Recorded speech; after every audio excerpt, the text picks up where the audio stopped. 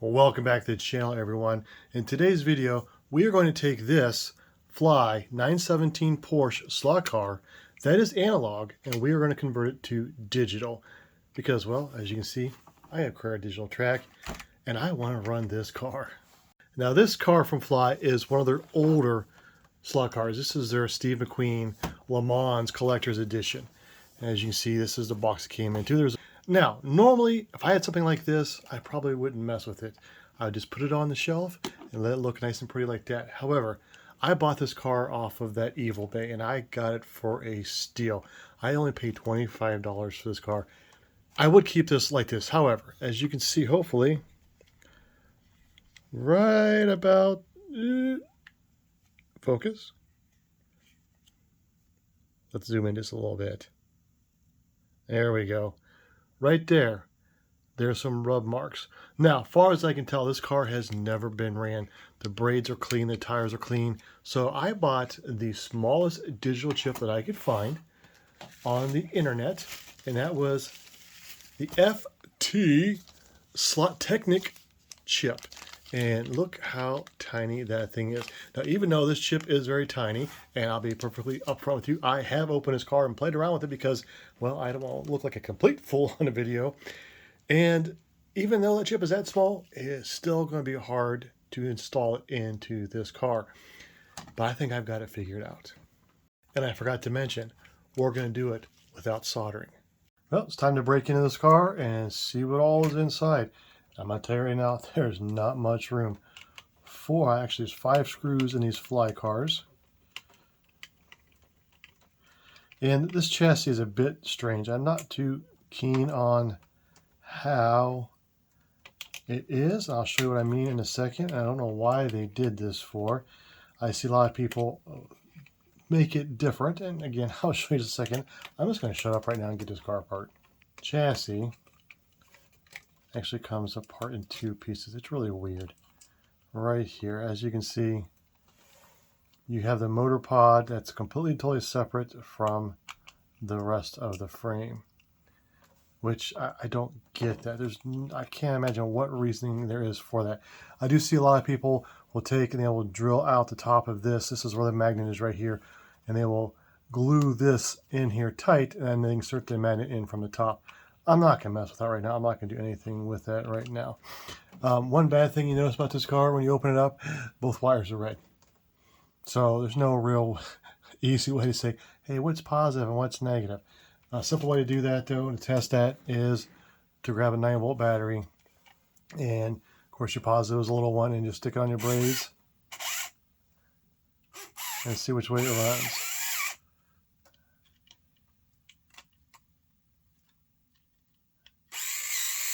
Okay, this is our positive side. Left side is positive side.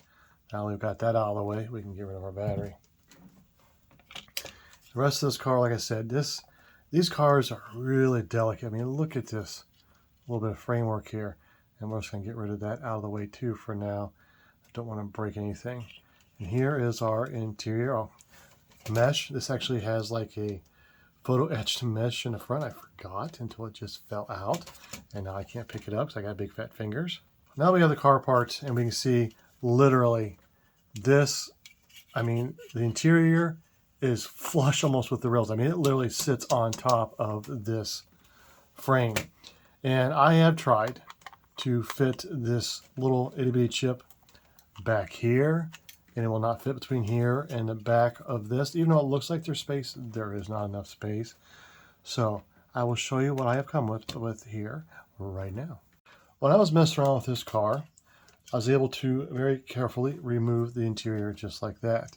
It just pulls out. There's 4 little pegs right here, and thank goodness it was not melted or melt glued or whatever you want to call it into the interior. It was just pressed on, and the frame actually held it up in place. So that was a good thing. Again, messing around with this, I noticed something. You have a driver and a passenger seat. Well, you know, it's a race car. I don't need a passenger seat. And this passenger seat literally just pops out like that.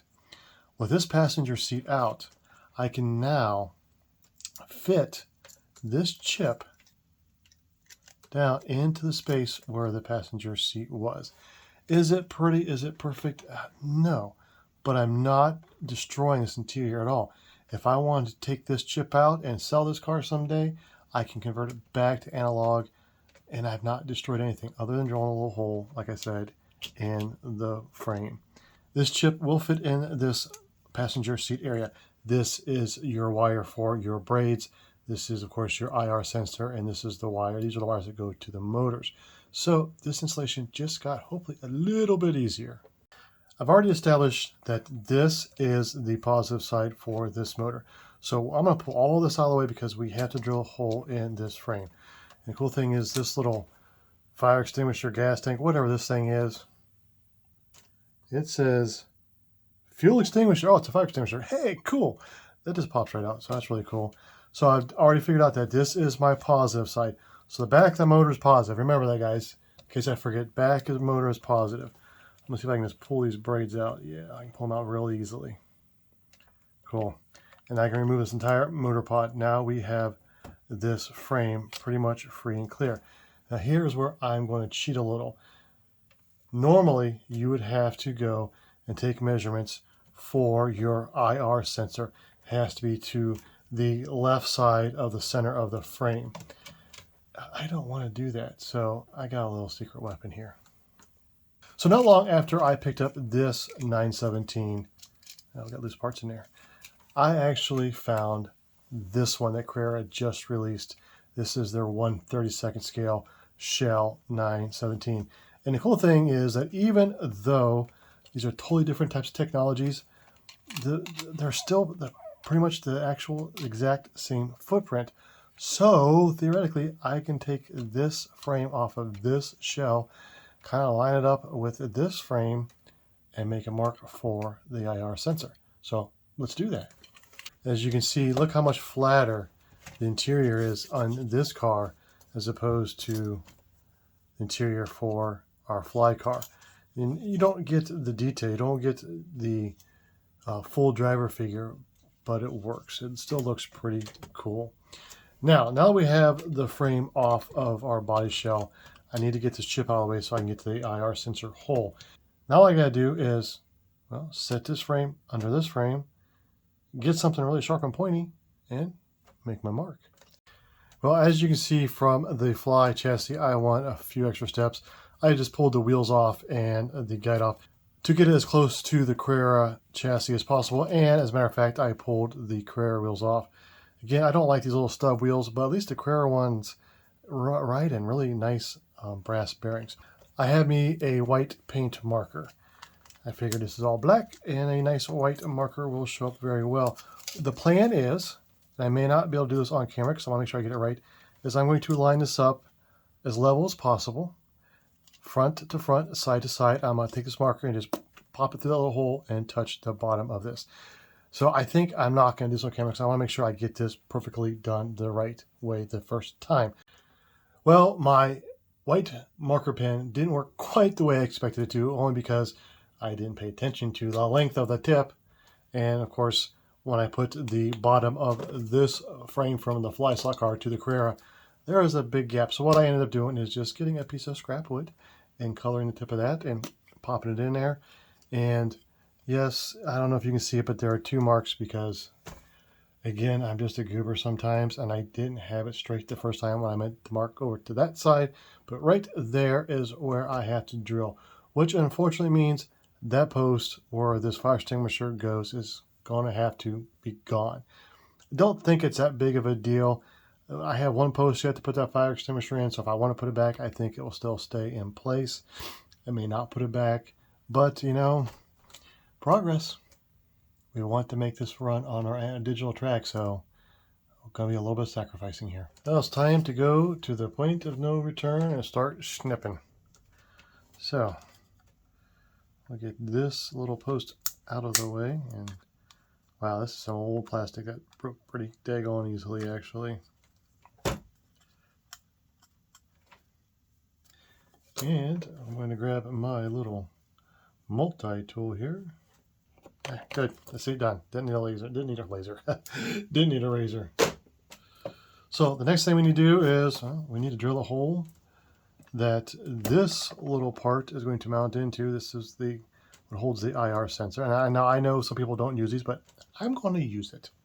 I'm going to start with a small drill bit to make my little pilot hole. I actually took my screwdriver and just put it where that little paint mark was and just gave it a little tap to make a little indentation so it just doesn't walk everywhere. And here, well, and here we go, folks. Now, I might get my head in the shot. I'm sorry, because I, again, do not want to mess this up. This is a one-shot deal. Okay, so we're over it. I'm sorry, all you can see is the back of my drill, but too bad.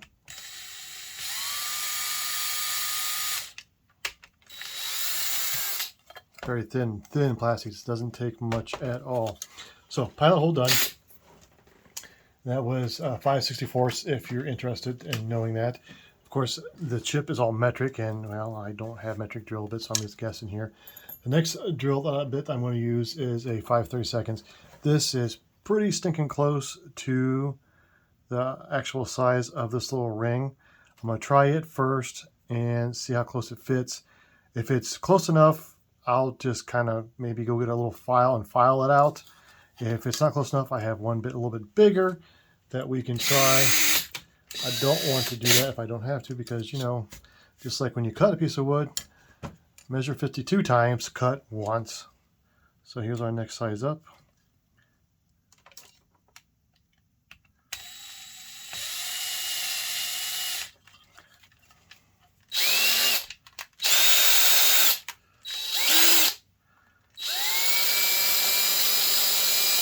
Using the drill bit there to ream it out a little bit. Clean this up just a tad bit.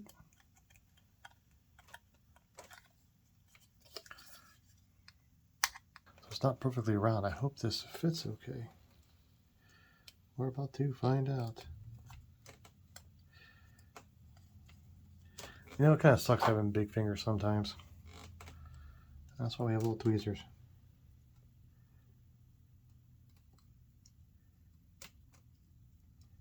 And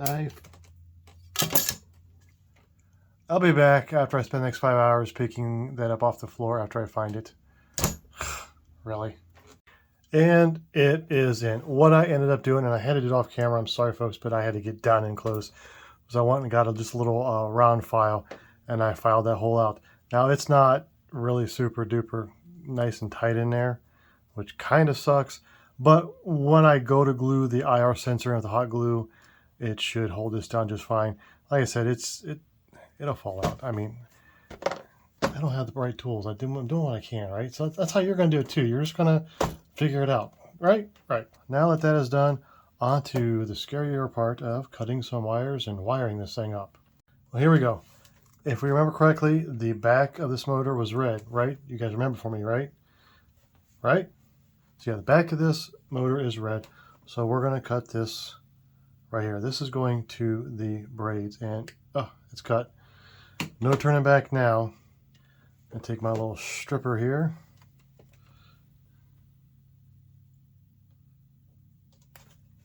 Get a little bit of this wire off of this end and a little bit off on this end.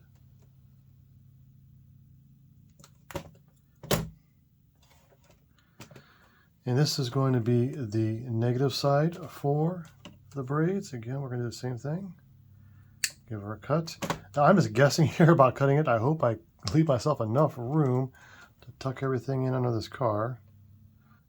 I will say, though, for an older car, this is a really nice silicone wire in here. I'm kind of impressed. Positive. And the positive on our chip is on this side, right? That's why we have to remember all this stuff. This is going to be the hard part, getting this stuff memorized. Here's where we're at right now. I took some heat shrink tubing, cut it up into little itty bitty pieces, and put it on my positive and negative cables for my braids. And here is one piece of braid. Here are our, boy, I can't speak. Here are our GIT connectors. And how this is going to work is, let me show you real quick. I'm going to do these off camera because, again, these are small pieces I really need to be able to see. But in essence, this goes in here kind of like that, and these little prongs get folded down over top of these. And that's what holds them in place. Technically, should you solder them? Maybe, but you know what? Like I said, I'm not soldering nothing today, folks, so we're going to see if this is going to work. So let me get these put together and I'll show you putting them into the actual connectors. As you see, I have my connectors on my wires. Next thing I'm going to do is just use this heat shrink tubing and this little heat gun and shrink the tubing around here. I don't want to take a chance of this shorting anything out. That's the only reason why I'm doing that. We'll connect it to this motor and everything once I am done, because remember, this is a positive and this is positive, and it's kind of, this is positive. We got to keep everything lined up, okay, guys? So just give me a minute.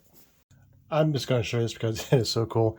We're going to heat shrink one of these on. I already did 2 of them, but I'm going to show it to you because, hey, you know what? It's neat to watch this work. You ready? Oh, no, yeah, it got hot.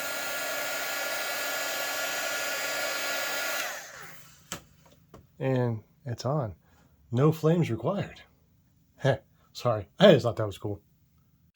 We're going to wire up our motor first, and that is going to be these 2 cables on our decoder chip right here, and our 2 cables, of course, to our motor. Again, if you guys reminded me properly, this is our positive cable on the motor, and as the directions say, decoder connections, see, read the directions for the motor. The gray cable is negative, the purple cable is positive. So we are going to see how we are going to have to go and work all this together. So our little JST connectors go kind of like this when they are put together. I want to make sure that we have everything proper. So purple, positive. So we're going to put the positive on this terminal here. And we're going to put the negative on this terminal over here. Now, the nice thing about this type of terminal is I can pull those off without any issues. They'll come off pretty easily. So if I did screw it up, I can fix it pretty easily, like I said. Now we know that our purple is our positive, our gray is our ground or negative, and this part of the connector goes like this. We know that this is our positive. This will get connected into this side, and these actually will pop in just like that. And this will get connected to this side. And just like that. So these are, tug on it, they're not coming out, these are in there good. In essence, when we get ready, we can pop this together and we're good to go. Here is a little trick I'm going to try.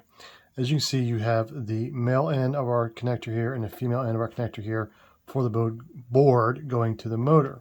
Theoretically, if I want to do this right, I can make it to where I will attach the female JST connector to the braids themselves and the male to the board this time. That way, if I ever decide, hey, I'm going to go race at a club track that's analog, I can just literally unplug these, pull out this little chip, plug the motor into the braids, and I'm back to analog. See what I did there? That's pretty slick, huh? Well, we're going to see if it's going to work, though. If any of this works to begin with, because I don't know what the heck I'm doing. I'm just following directions and guessing. So, let's put it together. And like I said, so, alrighty then. I keep saying so way too much. Quit saying so. So, here we go. Again, geez, oh Pete. I'm going to do 1 cable on this side here, and 1 cable on this side here. Now that I have this put together, we're going to do a quick test. We're going to plug this in so it's like it's analog again. Pick up our motor. Now, we know that this is our positive side, which is going to this side, and this is our positive side here. So if all worked out well just by touching these to the battery, come on, touch, and woohoo! We've got power, and it's working, and it's running the proper direction, so that's cool. So now we know we have that. Now we just need to make sure that we keep in mind this is the positive side, this is the positive side, and it goes in like this. So we need to get our red positive cable from our board and make sure it goes on this side, way over here.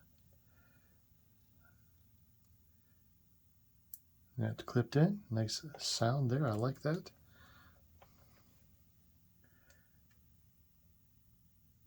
Our negative side, clipped in. I think it's done. All I need to do is heat up my hot glue gun, mount my IR sensor in here, put everything back together, and throw it on the track. So let's get that done. In order to adhere this little holder for our IR sensor, I'm going to use this hot glue. But I'm not going to use the glue gun to squirt, because anybody who's used a glue gun knows they're messy and sucky. So what I'm going to do is I'm just going to squirt a whole bunch out here on this silicone pad, because it does not stick to silicone pads. And I'm going to take this little itty bitty dowel rod that's been sharpened to a point, get some on there, not a whole lot, just a little bit. Just enough to kind of put right there. I'll do it again here on the other side. If I can get this without being too messy. I hate hot glue, but it's better than super glue because it does come up. Okay. That should be plenty. Just enough to hold it in place so it doesn't pop in and out. All right, that's all we need. As you can see, the IR sensor is mounted in the chassis, and it is hot glued down using that little stick. It was a nice, neat job as far as hot glue goes, that is. Our next step is to put everything back together and try to wiggle this chip into this cockpit and make it all fit. After looking at this, I realized I probably should have cut these much shorter, but you know, live and learn, right? We're going to see if we can make it all tuck up in here. I don't know if I'm going to be able to, but we're going to try. Let me get everything together as best I can, and we'll come back and see if it runs. Well, I have 2 screws in the car, and I'm going to tell you right now, the one thing I hate about these fly cars, or this car in particular, is all the separate pieces. I had a heck of a time getting this back. You know, it's falling out again. This needs glued in. This little engine part here, as the screw goes through it, is a pain. You got to hold all this together to put it on, and this little mesh in the front, it falls out. So trying to get all this together is just a nightmare. And unfortunately, as you can see what's sitting right there, I definitely need to trim these wires to get that interior to fit in here.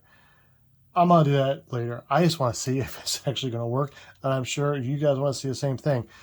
Even if it does work and I don't put the interior in, at least I have the interior and it's not broken up, and I can always put it in later, right? So let me finish getting these screws in and fix this stupid thing again. Oh boy, oh boy. I tell you, they make really pretty cars, but finicky is the word. So this will be my first attempt here in just a moment. All right, last screw is in. Let me see if I can get this whole light bar frame assembly back on. This is a bit of a nightmare. 6 little posts go into 6 little holes.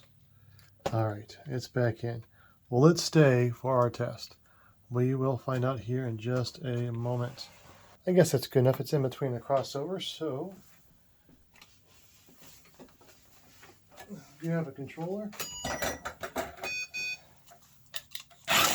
Holy smokes, that worked. And here we go.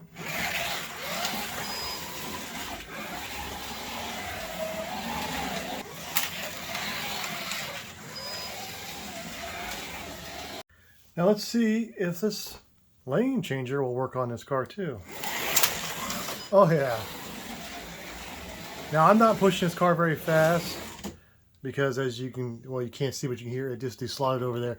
The slot guide that's on this car is super teeny tiny. It's not made for this big Carrera track, so I'm going to have to change that out if I want to run it at a decent pace on this track. But you know what? It works.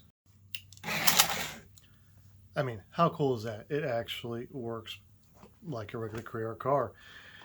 And just so you know, like I said, this car, I got it cheap. You're not going to find this car cheap. It's usually well over $100. The Slottechnik chip, I want to say, was $40 or $45.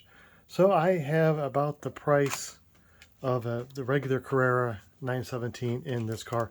But I got my favorite livery of all time, which is Golf. And I've got my favorite best worst movie of all time, which is Le Mans. If you have not watched that movie, it's on YouTube for free. If you have, go check it out. It is the best worst movie in the world. Go watch it and you'll know what I mean. You'll love it if you're a race car fanatic. If you watch it as a movie, you're not going to make it through it. But here it is again, folks. Our fly car chipped with a Slottechnik Carrera chip, and she runs. What more can you ask for? That chip, by the way, it has provisions for front headlights, tail lights, and there's a third lighting option. that if you get like amber colored lights, that you can make a flickering effect for the exhaust. Maybe I'll try that someday. I don't know. This was cool. I liked it. As far as the build goes, on a scale of 1 to 10 for difficulty, I'm going to give this a 2, really. Other than the fact that I'm working with such a tight area and the fact that I was doing this, filming it, which makes everything 10 times harder. As you saw, I did not use any solder. It was all just snip, crimp, and plug together. It was actually very, very simple. Again, Slottechnik chip, which means you can get any digital car that you want, that you dreamed of, and you can turn it into a digital Carrera car. They do make those chips also for the Scalextric digital version. Pretty sure. Check it out. And with that being said, folks, thank you as always for spending your time with me. I appreciate it very much. God bless and take care, everyone. Jeez, I gotta get a different guide.